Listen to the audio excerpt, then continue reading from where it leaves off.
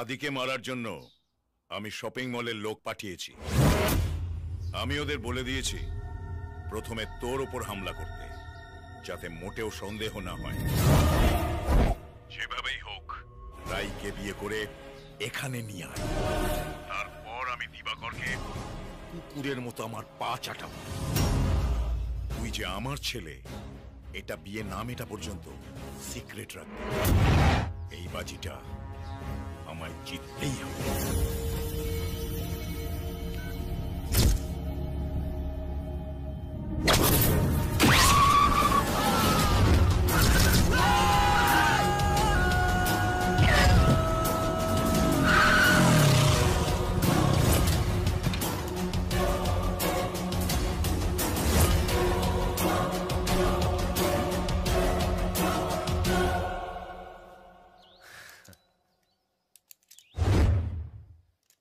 আমাকে মারার জন্য লোক পাঠিয়েছিলেন। বাড়িতে ঢুকে এমন মারবো যে শেয়ার মার্কেটে আপনার কোম্পানির দাম চরচর করে পড়বে আর 12.5 টাকায় ফুটপাতে বিক্রি হবে। দিবাকরের লোক গুলিতে ঝাঁঝরা করে দে।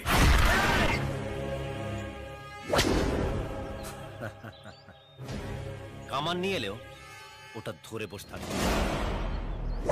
আমাকে আপনি মারতে পারবেন না, কারণ আমি জানি ভাস্কর আপনার ছেলে। দিবাকর রায়ও সেটা জানে, তাই ওকে বিয়ে দেওয়ার নাম করে আটকে রেখে দিয়েছে। ফোন করে কোনো লাভ নেই, ওর ফোন কেড়ে সুইচ অফ করে দেওয়া হয়েছে। আপনাকে একটা খবর দিচ্ছি শুনুন, কাল দিবাকর রায় সবাইকে নিয়ে ওদের এলাকার মন্দিরে যাচ্ছে পুজো দিতে। আপনার ছেলেকেও নিয়ে যাচ্ছে। ওকে ওখানে মেরে আপনাকে খবরটা দিয়ে দেবে। ব্যাস, everything is fair and lovely.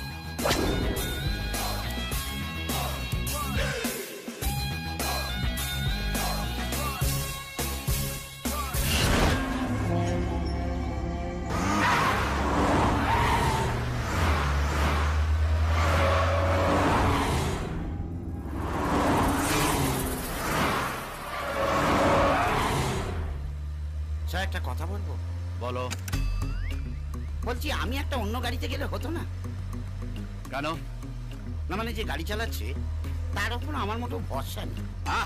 তুমি একটু শান্ত হয়ে বসো না। কি করে বসবো? মনে হচ্ছে যত গাড়ি এগোচ্ছে জমের বাড়ির দিকে আমরা এগোচ্ছি। হয়তো এক্ষুনি রাস্তার মধ্যেখানে জম দুধ এসে হাজির। আরে তোর মাথা খারাপ হয়ে গেছে?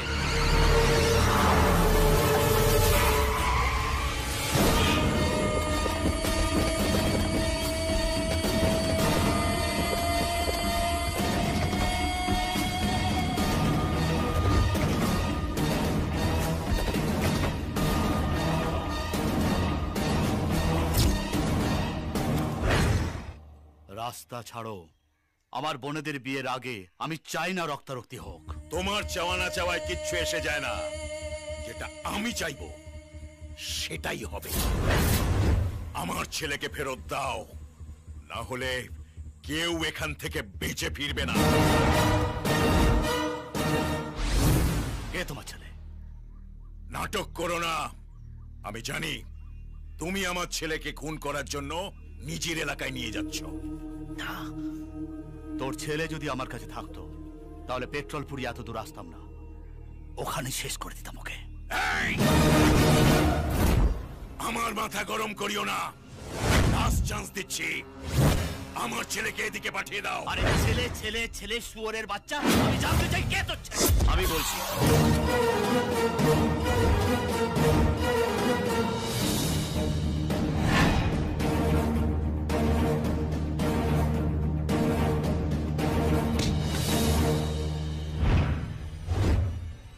অনেক নাটক হয়েছে, এবার বন্ধ করো। রাঘব সিনহার ছেলে। দাদা!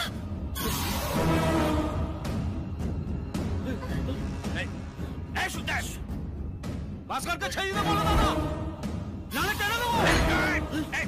যেতে দে ওকে। সুদেব না, না সুদেব, সুদেব না, রাইকে ছেড়ে দে, ছেড়ে দে বলছে।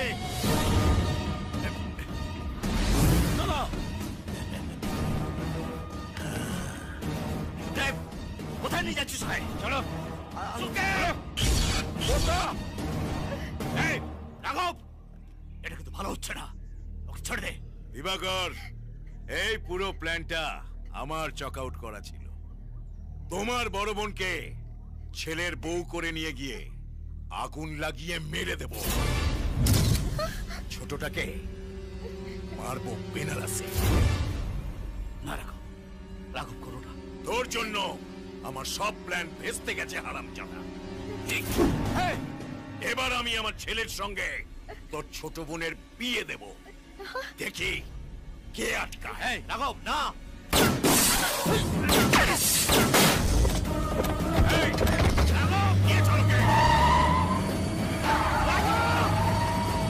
এবার বোঝা গেল তো যে সর্ষের মধ্যেই ভূত আছে।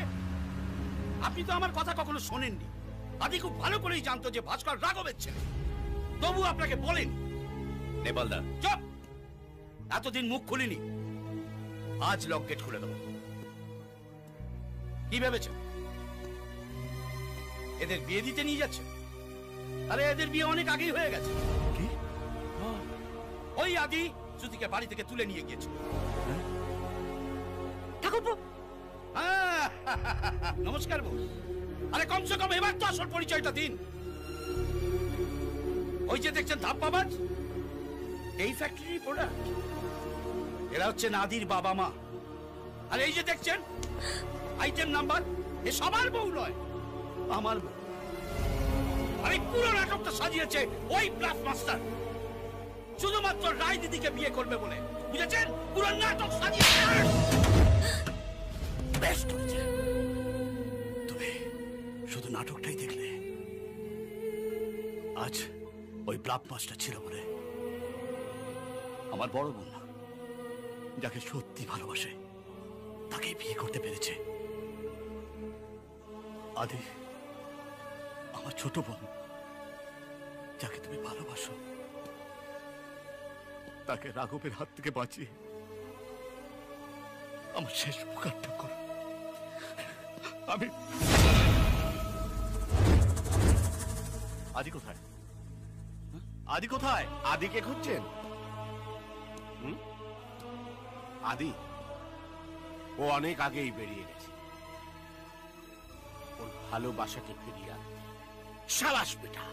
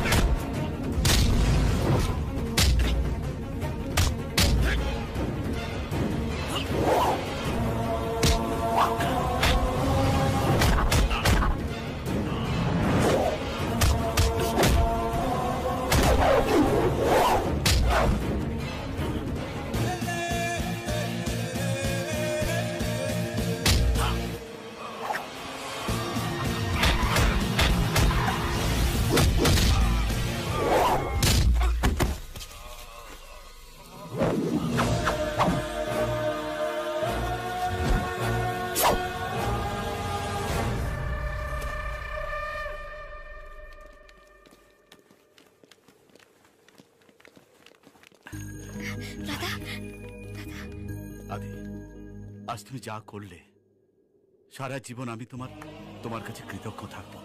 শুধু একটা কথা জানতে চাই, একটা মেয়ের জন্য এত কাণ্ড করলে কেন? ভালোবাসা বর্দা, ভালোবাসা। ব্যাস, বাকিটা সবাই জানে আদি।